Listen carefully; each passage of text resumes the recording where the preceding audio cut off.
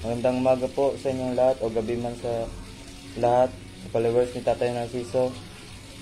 Ako nga po pala si Jower Bindal, anak po ni Roger Bindal at sa stepmother ko pong na si Mama Carmen. Nagpagamot po ako kay Tatay Narciso kasi yung February 18 po, 2021, sumakit po yung tiyan ko pagkahapon. Alauna po yung nag-umpisa, tapos pag uwi ko po sa bahay 4:30, tinanong ko po si mama na sabi ko sa kanya, "Ma, sumakit ba yung tiyan nyo? Kasi masakit yung tiyan ko." Tapos sabi niya sa akin, "Bakit? Hindi naman kami nagtatae. Nagtatae ka ba?" Sabi ko, nagtatae po ako. Masakit po yung tiyan ko. Yun po, tapos pagkain po namin ng hapunan, dun po, nagsuka na po ako. Pagkatapos ko pong kumain, sumuka na po ako. Hindi na po ako nakahugas, natulog na po ako agad. Tapos nangihina na po yung katawan ko. Tapos pagkagabi habang tumatagal, nanginginig po ako. Tapos sumakit po yung tiyan ko. Lagi na po ako nasusuka at nagtatae. Next day po, sinabi po ni mama sa akin na madaling araw, alas 5 ata yun, gising na po kami. Sabi niya sa akin na tawagan mo si Tatay Nurse na magpagamot ka sa kanya kasi lumalala yung sakit mo. Baka hindi ka na Yun, tinawagan po namin si Tatay Nurse. Sabi ko po sa kanya, "Tay, alas 5 po yun ng 5:23 AM. Sabi ko po sa kanya na, "Tay, pwede po bang mapagamot?" Sabi niya na naman sa akin na, "Oh, pwede naman. Bakit, ano palang sakit mo?" Sabi niya po sa akin, sabi ko po na, "Tay, masakit po yung yung tiyan ko, tsaka nilalagnat po ako. Masakit po yung likod ko, hindi po makagalaw masyado. Saka nagsusuka at nagtatae po ako." Yun po, sabi niya lang po sa akin na, gagamutin kita. Yung may po siyang inutos po siya sa nanay ko.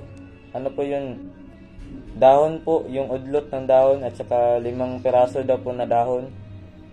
Tapos lagain daw po yun, ipainom sa kanya, ay sa akin.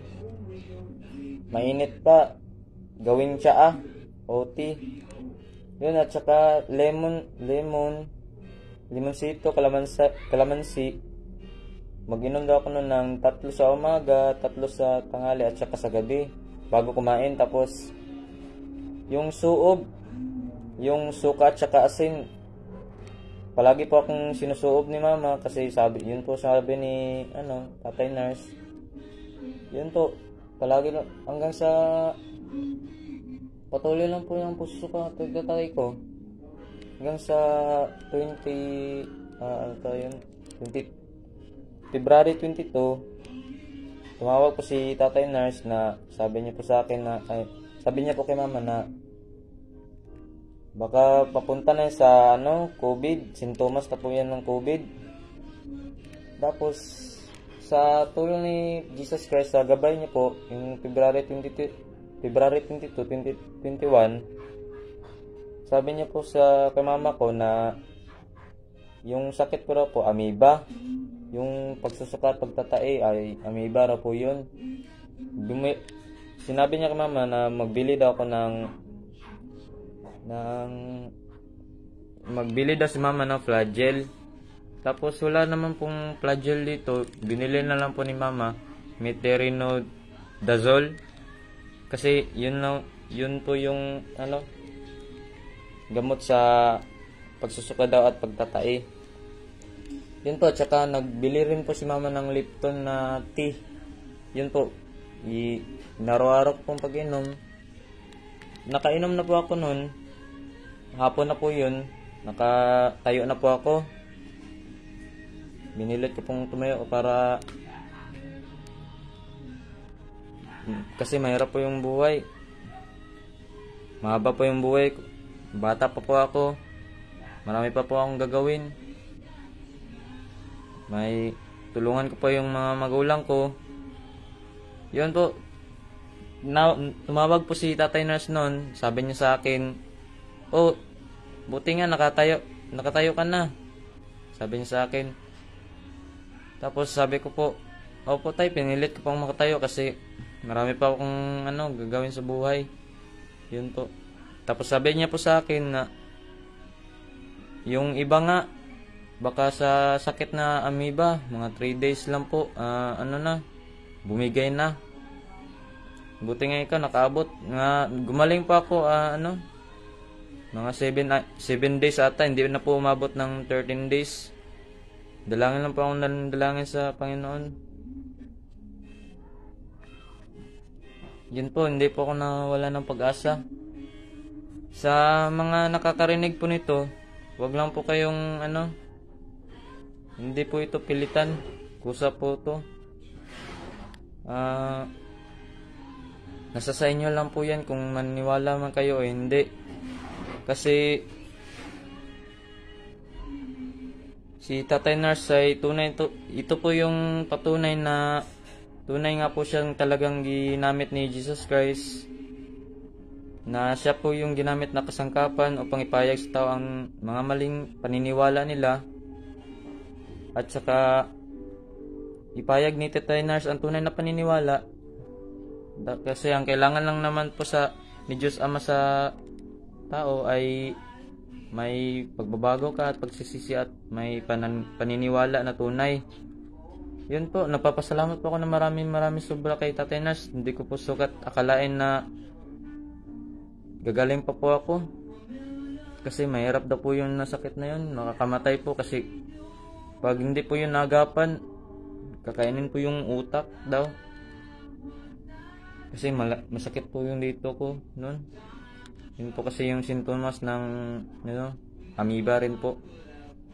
Yun po. Palagi lang po akong sabi po ni Tatay Nars, kumain lang po daw ako ng saging, uminom po ng mainit na tubig.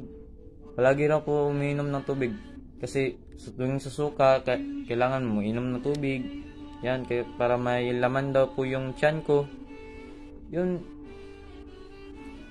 Napapasalamat lang po ako ng marami kay Tatay Nars kasi wala po siyang hinihinging kapalit. Bukal po yung kalooban niya pagtulong sa aming pamilya. Siya nga po yung tumatawag sa amin upang mangumusta sa akin. Uminom na rin po ako ng ng lana, dalawang kutsara. Yun po, 2 kutsara. Uminom rin po ako. Lagi lang po akong kumakain ng saging at saka yung apple. Nakain po ni mama sa akin. Yun, pagka 25 na po nun, normal lang po yung pagtatai ko. Hindi na po siya tubig.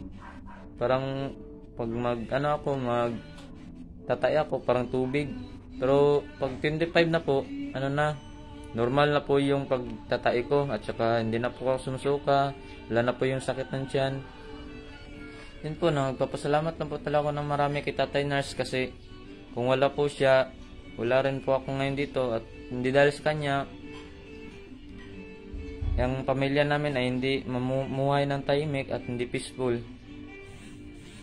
Nagpapasalamat po ako sa kanya kasi siya lang po yung gumabay sa aming pamilya. Sa mga hindi po pagkakaunawaan ay naging tulay po siya upang mamuhay kami ng tahimik. Sa mga sa mga nakikinig po dito, wag po kayong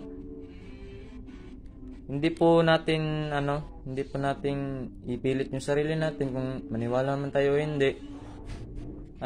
Kusang loob. At si Tatay Nars talaga ang gumamit, si Jesus Christ ang gumamit kay Tatay Nars upang ipahayag po talaga sa tao ang tunay na paniniwala sa mga maling turo ng mga pare at pastor. Yun po, nagpapasalamat po ako ng marami sa mga magulang ko na din sa akin, nag-alaga. Yun po.